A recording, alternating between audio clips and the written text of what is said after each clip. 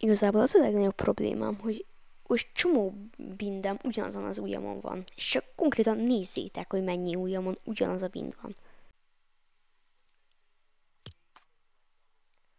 Szóval az a problémám, hogy így egyszer, hogy amikor ugye V-vel jelölök, M-mel emultodok, és X-el meg matit.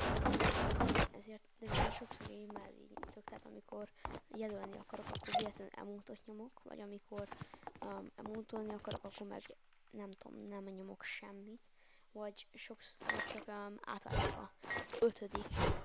inventory slottomra, mert meg akarom nyomni a motiváltómat, és ezért azt most meg fogjuk változtatni.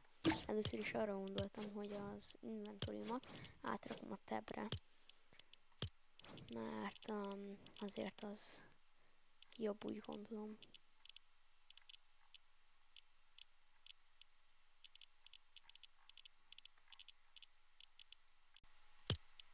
Szóval átrakjuk a tabbre, és az emote-ot meg átrakjuk valami másra.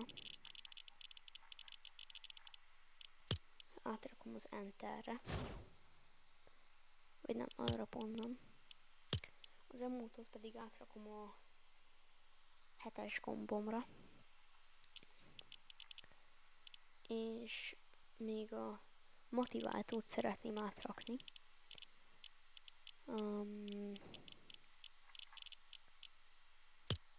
Ezt pedig átrakom az altra.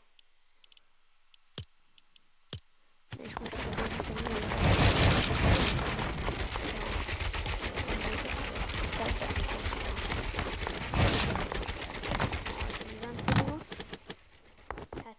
nem tudok. És az altal meg átváltom a